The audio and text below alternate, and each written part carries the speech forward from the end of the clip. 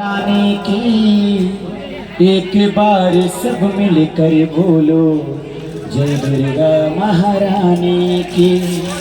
एक बार सब मिलकर बोलो जय दुर्गा महारानी की। एक बार सब मिलकर बोलो जय दुर्गे महारानी की। एक बार सब मिलकर बोलो जय दुर्गे महारानी की।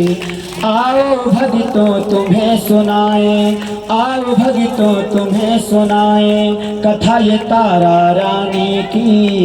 एक बार सब मिलकर बोलो जय दुर्गे महारानी की।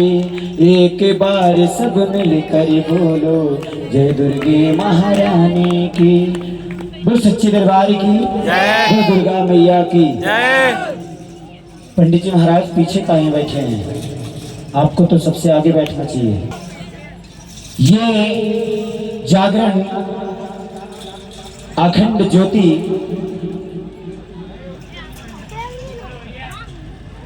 और पंडाल इतना बड़ा भव्य विशाल क्यों होता है, क्यों किया जाता है, इसका कुछ कारण है। ये जागरण का महत्व क्या है, जागरण होता क्या है, जागरण होने का कारण क्या है, ये भी एक कारण है, एक विधि है, एक विधान है। हमारे धर्म में एक संस्कार है,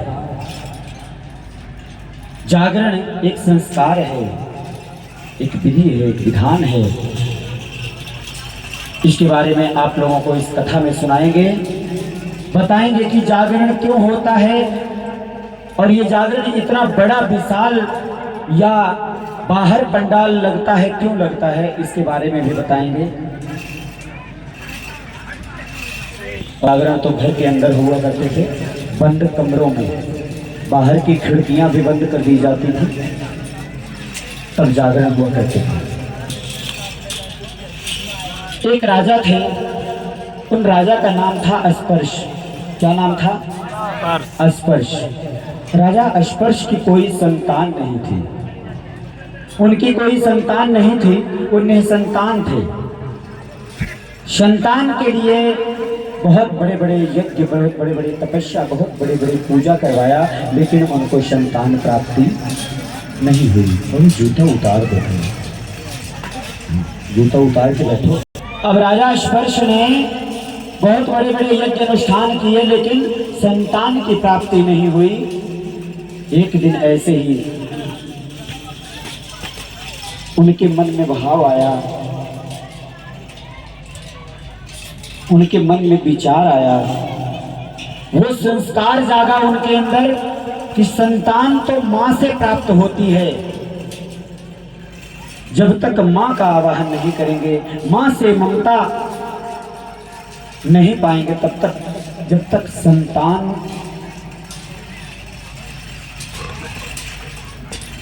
का आवाहन करने के लिए मां का होना जरूरी है।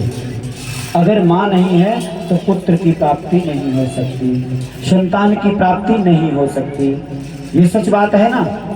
इसी प्रकार से राजा अस्पर्श के मन में ये विचार आया कि अगर संतान की प्राप्ति करनी है तो माता रानी को आवाहन करना होगा, उन्हीं को बुलाना होगा। अपने घर में, उनके घर में एक मंदिर था, उस मंदिर के अंदर एक माता जी की तस्वीर थी। उस तस्वीर पे एक माला चढ़ाया, पुष्प की माला पहनाया और माता रानी की ज्योत प्रज्वलित करी। वो ज्योत प्रज्वलित कहाँ करी? अपने हाथों की गदोरी थी, ऐसे हाथों की गदोरी उठा लिए और इसी के अंदर दीप धूप ज्योत रख दिया और इसी पे अखंड ज्योत जला दी। और मैया रानी से एक ही अरदास लगाई कि मैया रानी, ये ज्योत जो जल रही है ये तब तक नहीं मैं बुझने दूंगा जब तक आप मुझे संतान प्राप्ति का फल नहीं दे देती। ऐसे गदोरी में ज्योत जला करके और सामने बैठ गया राजा स्पर्श। और माँ भगवती इतनी दयालु, इतनी कृपालु कि कोई भी माँ हो, ये तो जगत की मैया हैं। अगर आपकी अपनी माँ भी, अगर आप अपने बेटे की जरा सी उंगली भी अगर मोमबत्ती में छू जाती है ना, अगर कह दिया बेटे ने कि हाथ जल गया, तो माँ दौड़ के तुरंत पट्टी लगाने लगती है, कपड़ा लगाने लगती है। नहीं कुछ पी पाती है तो चौक कोलगेट लगाने लगती है कि ठंडा आ जाएगा बेटा मेरा, जलेगा नहीं हाथ। ये ममता होती है, और ऐसी ही ममता हमारे जगत जननी मैया के अंदर है। और उन्होंने अपनी कृपा दिखाई, जो गले में हार पहनाया था माला, उसी माला, वो माला मैया रानी के कंठ से टूट गया।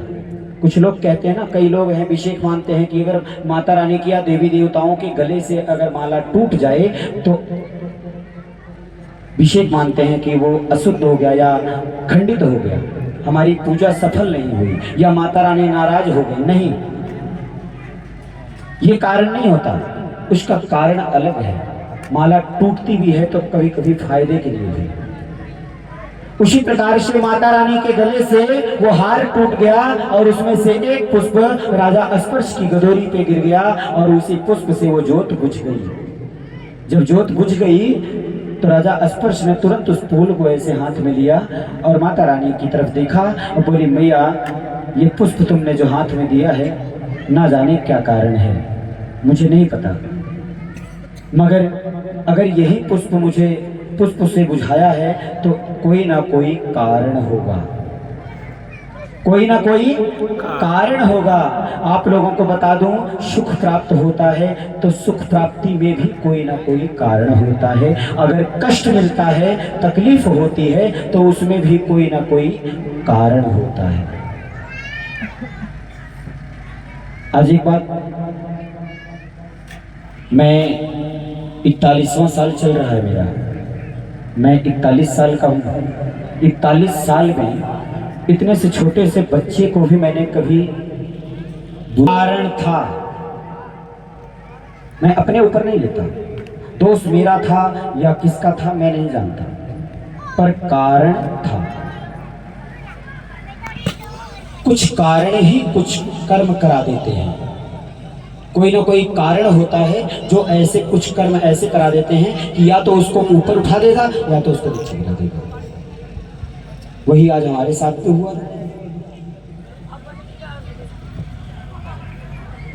इसी प्रकार से राजा अस्पर्श की गदोरी पे जब पुष्प गिरता है और उसने अपने मन का भाव माता रानी के चरणों में रखा और उन्होंने यही कहा कि हे मैया, ये पुष्प जो तुमने दिया है इसका भी कोई कारण होगा, चलो बुझा दिए हैं, आपने ही बुझाया है, तो जरूर कोई ना कोई या तो अनहोनी होगी या तो होनी होगी।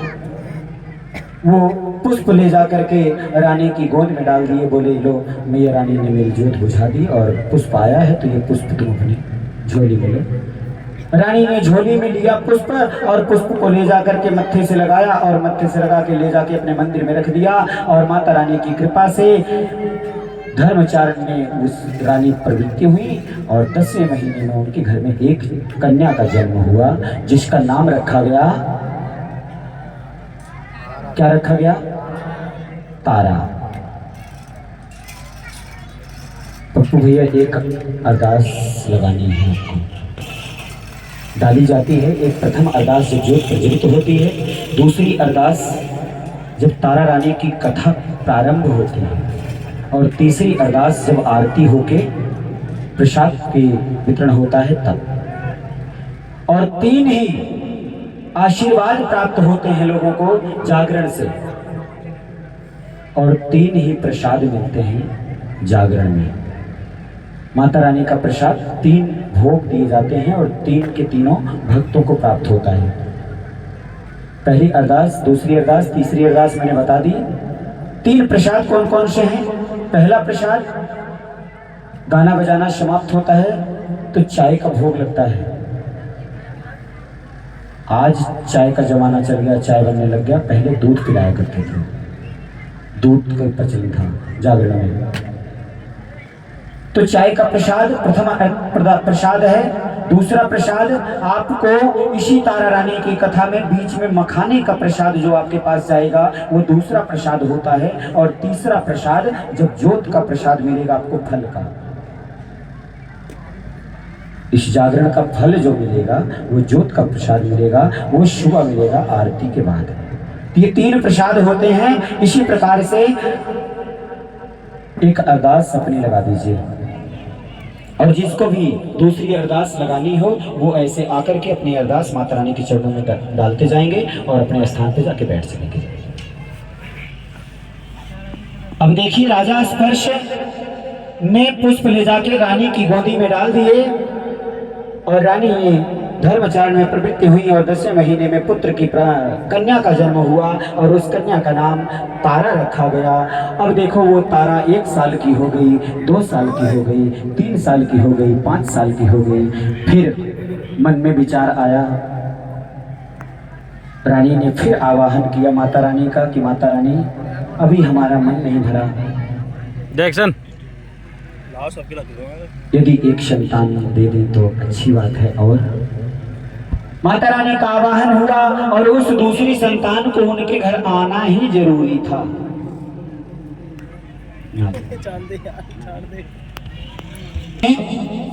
रानी फिर से गर्भधारण की और 5 साल बाद फिर से गर्भधारण की और उनके गर्भ में फिर से एक कन्या ने जन्म लिया। और उस कन्या के लिए पंडित जी महाराज को बुलाया गया कि पंडित जी महाराज हमारी तारा की कुंडली आपने देखी और तारा का नामकरण भी आपने किया।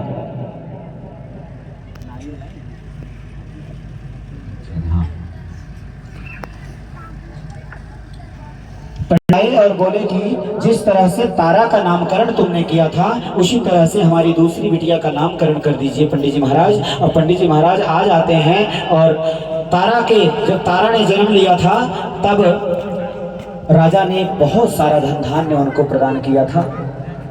और जब दूसरी कन्या हुई तो फिर बुलाया तो पंडित जी महाराज बड़ी खुशी से आए कि महाराज के यहाँ बहुत कुछ मिलता है, चलो। जैसे आए पत्रा खोल कर बैठे और पत्रा जैसे खोल के बैठे उन्होंने देखा, पत्रे में देखा कि ये कन्या राजा के महल में रहने योग्य नहीं है। अब उनके दिमाग में समझ में नहीं आ रहा है कि अब करें क्या। राजा महाराजा बैठे हुए हैं, महाराज जी बैठे हुए हैं। उन्होंने कहा कि बताओ पंडित जी महाराज क्या हुआ। पंडित जी महाराज कह रहे हैं महाराज मेरी बोलती बंद हो गई है, मैं तो बोल नहीं पा रहा हूँ। बोले क्या हुआ, कारण तो बताओ। जो भी होता है कुछ ना कुछ कारण होता है, तो कुछ तो बताओ, कारण का निवारण होगा। तो बोले नहीं आप क्षत्रिय हैं, हमारे बताने से आपको क्रोध आ जाएगा और क्रोध में आप वो काम करेंगे जो मैं नहीं चाहता। बोले महाराज आप ब्राह्मण हैं, आप पूजनीय हैं, मैं आपसे आपके खिलाफ कैसे जा सकता हूं। आपको मेरे ऊपर विश्वास करना चाहिए। बोले आप क्षत्रिय हैं, क्षत्रियों को क्रोध बहुत जल्दी आ जाता है। तो बोले नहीं मैं आपको वचन देता हूं कि मैं क्रोध नहीं करूंगा, आप जो कहेंगे मैं वही करूंगा, दूसरा कुछ नहीं करूंगा। बोले महाराज फिर बैठ जाओ। आगे बैठा लिए और वही पंडित जी महाराज अब कथा सुनाने लग रहे हैं। बोले सुनो आपके दोनों बेटियों की कथा सुनाता हूँ। ये जो दोनों बेटियां आपके घर आई हैं ये कौन है, कहां से आई हैं, इसके बारे में सुनिए। बोले ये 2 अप्सराएं थी, स्वर्गलोक की 2 अप्सराएं थी जो आपके घर में दोनों बेटियों ने जन्म लिया है। तारा बड़ी थी और ये छोटी थी। आपकी इस छोटी बेटी को श्राप मिला है कि ये किसी बड़े घर में राजा महाराजाओं के यहाँ या ब्राह्मण क्षत्रियों के यहाँ इसका पालन पोषण नहीं होगा, इसका पालन पोषण किसी गरीब घर में होगा, इसको श्राप मिला है। तो बोले महाराज किसने दिया है श्राप। बोले ये ऐसा है, अब सुनो, ये दोनों कन्याएं अप्सरा थी स्वर्गलोक की और ये एक बार पृथ्वी पे भ्रमण करने आई और पृथ्वी पे आने के बाद यहाँ पे वो रुक गई। उनको यहाँ के लोग अच्छे लगने लग गए, यहाँ का खान पान अच्छा लगने लग गया, यहाँ का प्रेम व्यवहार अच्छा लगने लग गया और वो स्वर्ग नहीं गई और पृथ्वी पे ही रुक गई। पृथ्वी पे रुकने के बाद 1 महीने बाद एकादशी का व्रत आया। और एकादशी का व्रत सभी लोग रहते हैं, कुछ लोग जो रहते हैं, कितने लोग रहते हैं एकादशी का व्रत? एकादशी का व्रत माताएं बहनें हमारी बहनें नहीं रहती क्या?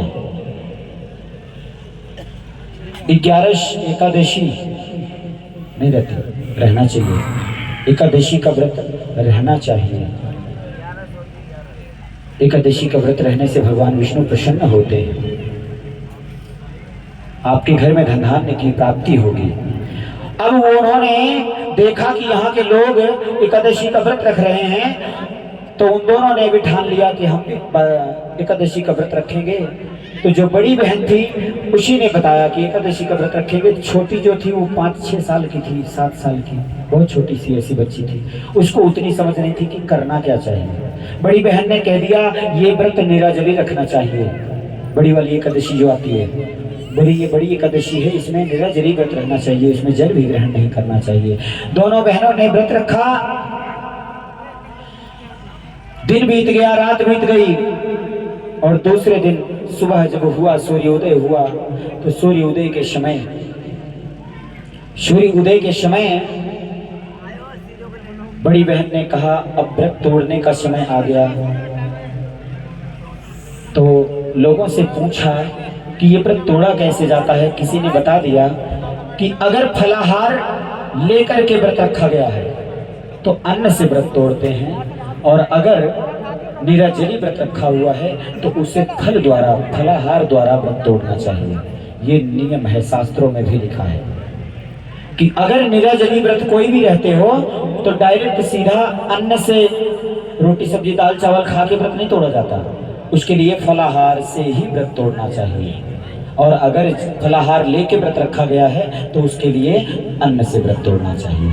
अब ये भाव उन दोनों बहनों के अंदर आया। उन्होंने बताया कि हम भी तो निराजली थे, कुछ खाया पिया नहीं है।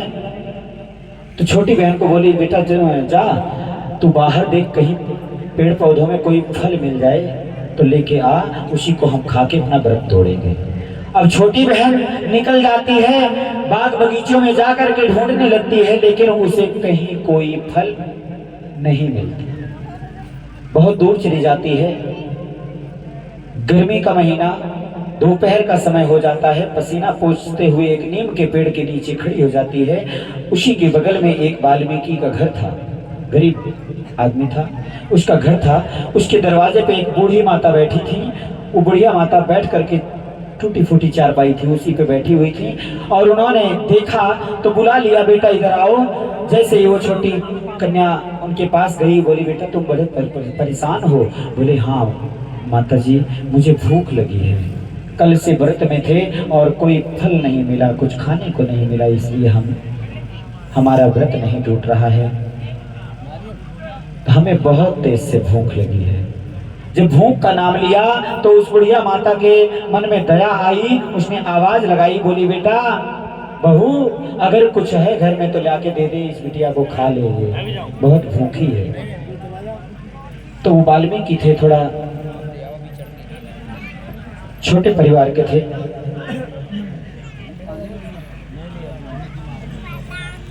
बोली कि बेटा कुछ ला के दे दो, इसको भूख लगी है, वो खा ले।